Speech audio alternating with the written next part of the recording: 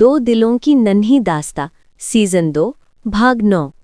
अनिरुद्ध कुर्सी से टिककर बैठा है, लेकिन चेहरा गंभीर और उलझा हुआ था।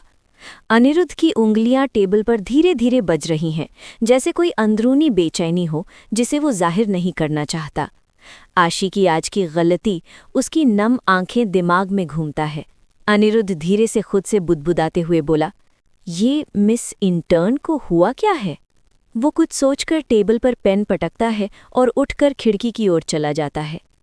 आशी की पहली दिन की कॉन्फिडेंस वाली बात वो याद करता है। सुनिए सर, जो आप सोचते हैं ना, मैं उससे थोड़ी ज्यादा स्मार्ट हूँ। उसकी वो मुस्कान, हल्का ताना, अनिरुद्ध के चेहरे पर एक हल्का स्माइल उभरता है, लेकिन तुरंत गायब भी हो जाती है। अनिरुद्ध धीरे से एक लंबा सांस लेते हुए, कुछ तो है, कोई बात तो जरूर है, लेकिन क्या? और मुझे गुस्सा नहीं, शायद पूछना चाहिए था। वो वापस अपनी कुर्सी पर आता है, धीरे से फ़ोन उठाता है, लेकिन फिर रुक जाता है, सोचता है और फ़ोन वापस रख देता है। अगर वो बात करना चाहेगी तो शायद खुद आएगी, अनिरुद्ध बोला। छत पर हल्की हवा चल रही है, सूरज ढल चुका है, आसमान गुलाबी नारंगी रंगों से रंगा है। एक कोने में पुरानी लकड़ी की कुर्सी, सामने टेबल पर एक मग और आशी की डायरी रखी है। आशी एक शॉल में लिपटी हुई बैठी है, बाल खुले, चेहरा शांत, लेकिन अंदर से उथल-पुथल। उसके हाथ में फ़ोन है, वो स्क्रीन को घूर रही है, जैसे कोई मैसेज खोले बैठी हो। फ़ोन स्क्रीन पर युवी का पुराना मैसेज, तुम हंसती हो तो लगता है दुनिया थम जाती है, और जब तुम चुप होती हो तो मेरी धड़कनें। आशी की आंखों में हल्की नमी, उसके अंगूठे का स्पर्श उस मैसेज पर रुकता है, फिर वो फ़ोन नीचे रख देती है। टेबल पर रखी डायरी खोलती है, कुछ पल तक सिर्फ खाली पन्ना देखती है, फिर पेन उठाकर धीरे धीरे लिखती है। आज ऑफिस में मैं खुद को खो बैठी, न युवी साथ है न खुद पर कंट्रोल। अनिरुद्ध गुस्से में था और मैं उससे कुछ कह भी नहीं पाई।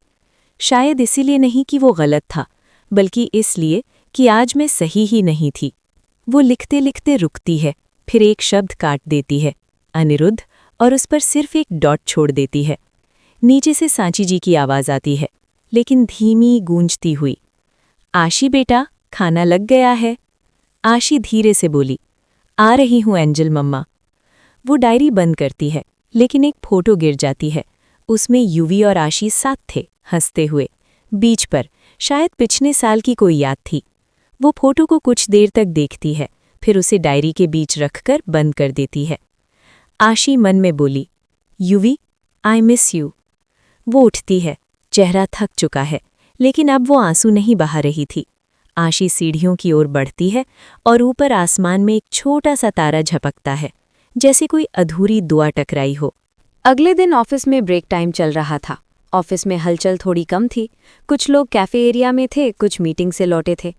आशी अपने डेस्क पर चुपचाप बैठी थी, एक रिपोर्ट के पन्ने पलट रही थी, लेकिन ध्यान कहीं और था। तभी एक ऑफिस बॉय आता है, उसके हाथ में छोटा सा नोट था। ऑफिस बॉय बोला, मैम, सर ने आपको केबिन में बुलाया है। आशी चौंकती है, फिर खुद को संभालती है और बोलती है, ओके, थैंक यू।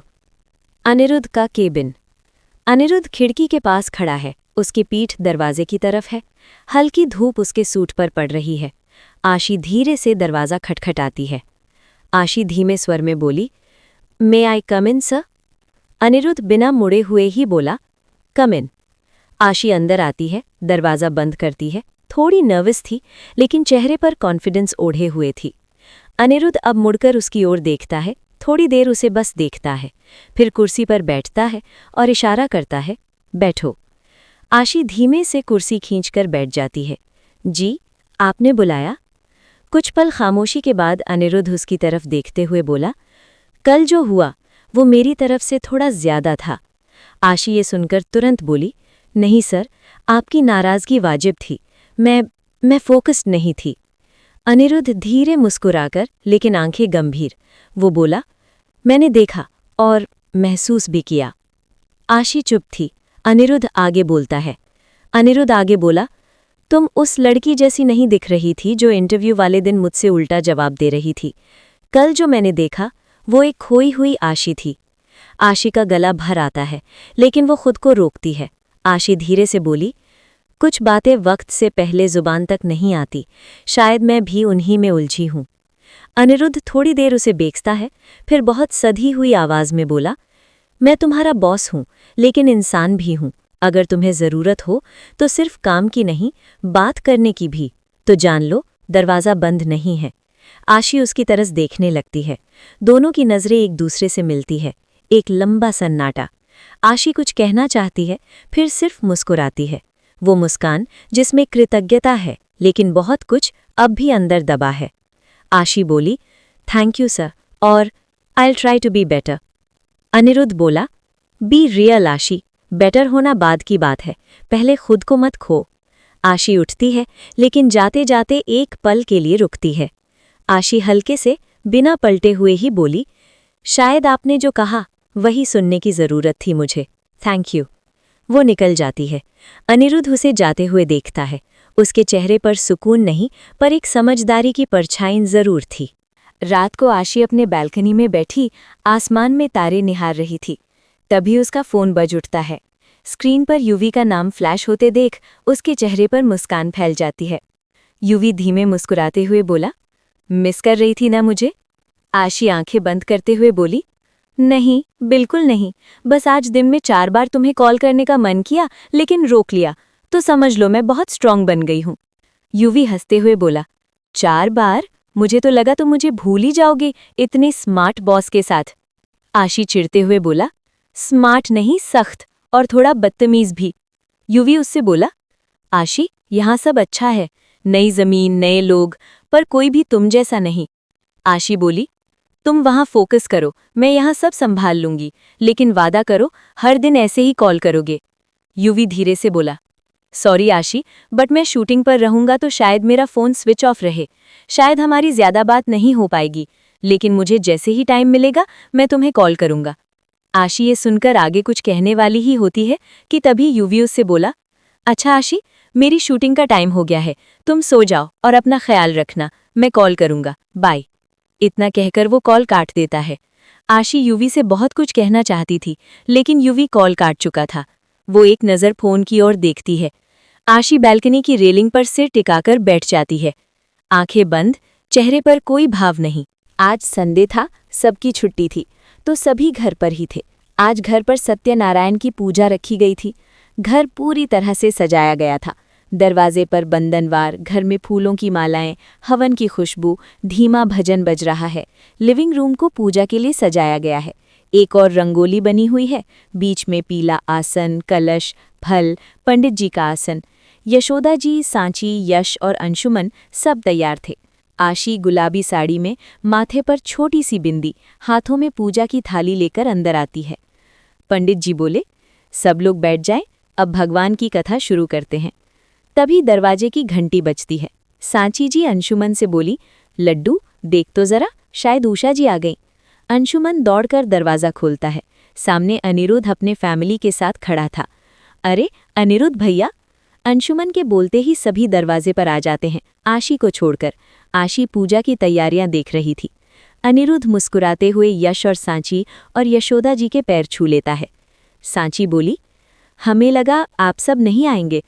ये सुनकर उषा जी बोली, सांची से वादा किया था ना, तो आए बिना कैसे रहते। दरवाजे पर अनिरुद्ध सफ़ेद कुर्ता पायजामा में जसवंत जी और उषा जी के साथ खड़ा था। तीनों के हाथों में प्रसाद और फूलों का थैला है। तभी सांची बोली, आपके बड़े बेटे बहू नहीं आए? वो काजल बहू के मायके में कुछ फंक्शन था, वो लोग वहीं गए हैं। उषा जी बोली, वो लोग अंदर आते हैं। तभी आशी की नज़र अनिरुद्ध पर जाती है। अनिरुद्ध की नज़र जैसे ही आशी पर पड़ती है, एक पल के लिए उसकी नज़रें उस पर थम सी जाती हैं। आशी जसवंत जी और उषा जी को नमस्ते करती है। सभी पूजा के लिए हाथ जोड़कर बैठे थे। अनिरुद्ध और आशी एक दूसरे के ठीक सामने फर्श पर बैठे हैं, बीच में दिया और भगवान की तस्वीर। पंडित जी बोले, अब आरती में सब साथ दें और घर की बेटी को पहले थाली दें। सांची आशी को आरती की थाली देती हैं। आशी खड़ी होकर आरती करती है। आशी आरती कर सांची को आरती की थाल देकर हल्का पीछे हो जाती है। तभी अनिरुद्ध की माँ आकर उसके पास खड़ी हो जाती हैं। उषा जी धीरे से बोली, बहुत सुंदर लग रही हो बेटा, और पूजा बहुत अच्छे से सजाई है तुमने। आशी हल्के से मुस्कुराकर बोली, थैंक यू आंटी, ये सब एंजल मम्मा का आइडिया था। आरती के बाद प्रसाद बंटता है। आशी प्रसाद लेकर सभी को दे रही थी जब वो अनिरुद्ध के पास आती और उसे भी प्रसाद देती है। पूजा खत्म हो गई थी। मेहमान बैठे थे। आशी साड़ी में एक थाली लेकर जा रही थी। थोड़ा जल्दी में थी। तभी पैर में साड़ी उलझती है। वो लड़खड़ाती है। तभी एक तेज हाथ उसे थाम लेता है। अनिरुद्ध ने फुर्ती से उसका हाथ पकड़ लिया। थाली बच गई और आशी भी। कुछ पल तक दोनों बहुत पास था। अनिरुद्ध धीरे से बिना मुस्कुराए बोला, अगर साड़ी संभालनी नहीं आती तो पहनने का शौक क्यों? आशी अभी भी उसके हाथ में थी। खुद को संभालती हुए उससे दूर होती है और बोली, और अगर किसी को थामना आता है तो जुबान क्यों लपलपाती है? अनिरुद्ध उसका हाथ छोड़ता है। दोनों सीधा खड़े हो जाते हैं। अनिरुद्ध एक कंधा उचकाकर बोला, थोड़ा एहसान कर दिया, जान बचाई, थैंक यू कह दो तो अर्थक्वेक नहीं आ जाएगा। शायद आप जैसे लोगों को थैंक यू कहने से ईगो की इन्फ्लेशन हो जाती है, सो आइल पास। अनिरुद्ध थोड़ा करीब आता है। वो उसके सीधे आंखों में देखकर बोला, गिरती हो फिर भी अकड़ जाती। आशीष शांत मगर ठोस लहजे में बोली, और आप थामते हो फिर भी जहर घोलना नहीं छोड़ते। दोनों कुछ पल तक बिना बोले एक दूसरे को देखते हैं। हल्की हवा चलती है। फिर आशी पलटती है। जाती जाती कहती है, वैसे शुक्रिया, लेकिन दिल पे मत ले लेना। मौका मिलते ही आपका यह एहसान भी उतार दूंगी। अनिरुद्ध मन में बुदबुदाता है, शुक्रिया कहा लेकिन ईगो कम नहीं हुआ। वैसे ये नकचढ़ी ऐसे ही अच्छी लगती है। शांत हो जाती है तो ऐसा लगता है जैसे दुनिया बेरंग सी हो गई है। उषा जी उन दोनों को ही देख रही थी। उन दोनों को देखकर उषा जी मुस्कुरा देती हैं। आशी बेटा, जरा फल काट दो प्रसाद के लिए। सांची जी बोली। ये सुनकर आशी किचन की ओर चली जाती है। तभी उषा जी कुछ सोचकर बोली, अनी, जाओ बेटा, आशी की हेल्प करो फल काटने में। ये सुनकर अनिरुद्ध भौं उठाकर बोला, मॉम, मैं? अरे नहीं अनिरुद्ध बेटा, तुम्हें फल काटने की जरूरत नहीं है, आशी कर लेगी, सांची बोली।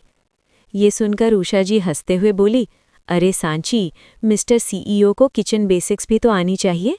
सभी हंसते हैं। अनिरुद्ध मुस्कुराता है और मजबूरी में चल देता है। आशी पहले से किचन में खड़ी थी, साड़ी का पल्लू एक साइड टक किया हुआ, हाथ में चाकू और सेब पकड़े हुए। अनिरुद्ध दरवाजे पर खड़े होकर उसे देखते हुए बोला, तुम्हें देखकर तो लग नहीं रहा कि तुमने चाकू पहले कभी पकड़ा होगा, कहीं फल की जगह ईगो ना काट दो। आशी बिना पलटे हुए बहुत ठंडे अंदाज में उससे बोली, कमाल है, फ्रूट कट रहा है और बिटरनेस फैल रही है। आई होप ये प्रसाद तक ना पहुंचे।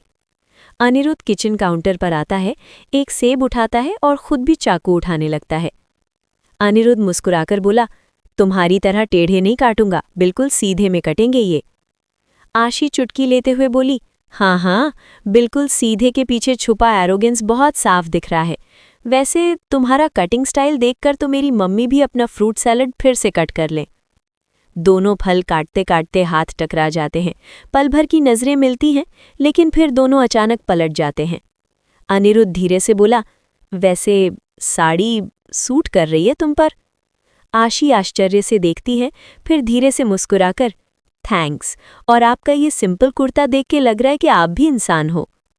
एक हल्की मुस्कान दोनों के होठों पर आती है, लेकिन अगले ही पल आशी झूठा दिखाते हुए बोलती है, अब प्लीज काम पर फोकस कीजिए, वरना चाकू आपकी बातों की तरह लग भी सकती है। अनिरुद्ध हंसते हुए बोला, तुम्हारी बातों से तो ज्यादा डर इस चाकू से भी नहीं लगता, लेकिन चलो कोशिश करता हूँ सीरियस दिखने की। फल कटने के बाद आशी रंग बिरंगे फूलों की थाली सजा रही थी। पल्लू बार बार आगे आ रहा है, जिसे वो एक हाथ से पीछे करती जाती थी। पीछे से अनिरुद्ध आता है, हाथ में लोटा और कपूर की डिब्बी लिए। अनिरुद्ध हल्के व्यंग्य में उससे बोला, वैसे फूल थाली में सजाओ या खुद पर, फर्क तो कोई दिख नहीं रहा। आशी बिना पलटे नाक सिकोड़े बोली, और आप चाहे पूजा में हो या बोर्ड मीटिंग में, आपकी बातें हमेशा चुभने वाली ही होती है। अनिरुद्ध थाली पास रखते हुए बोली, कभी कभी सच चुभता नहीं, सीधा दिखता है। तुम साड़ी में एकदम अनबैलेंस लग रही हो। आशी पलटकर धीमे लेकिन तीखे स्वर में बोली, और आप कुर्ते में भी वैसे ही अकड़ू चंद हैं। दोनों एक फूल थाली के पास झुकते हैं, दोनों के हाथ टकराते हैं। आशी संभलकर हाथ हटाती हुई बोली, एक्सक्यूज मी, ये काम मैं कर रही हूं। अनिरुद्ध जवाब में बोला, तुम्हें देख रहा हूं कि तुम ठीक से काम कर रही हो या काम बिगाड़ रही हो। आशी उसे घूर कर देखती है। दोनों एक ही फूल उठाने को बढ़ते हैं, फिर थमते हैं। इसी बीच पीछे से यश और सांची धीरे से किचन की तरफ झांकते हैं। यश धीरे से सांची से बोला, अब इन दोनों को देखो, 2 पंछी एक डाल पर बैठे हैं, पर दोनों को उड़ने की जल्दी है। सांची हंसकर बोली, और पंख खोलने से पहले एक दूसरे को नोच रहे हैं। पर तालमेल भी देखो, फूल तो वैसे ही सजे हैं जैसे दोनों की ये नोक-झोंक, तीखी लेकिन खूबसूरत भी। यश बोला, आशा करते हैं कि आप जो करने वाले हैं उससे हमारी बच्ची के दिल को ठेस न पहुंचे। सांची हल्का डरते हुए बोली। तभी यश उसके कंधे पर हाथ रखकर प्यार से बोला, तुम फिक्र मत करो सांची, ठाकुर जी सब अच्छा करेंगे। कहानी अभी बाकी है। आगे क्या होगा ये जानने के लिए अगला भाग जरूर देखें। और हाँ, लाइक करो, कमेंट करो और सब्सक्राइब करना मत भूलना। मिलते हैं अगले भाग में, तब तक के लिए बाय बाय।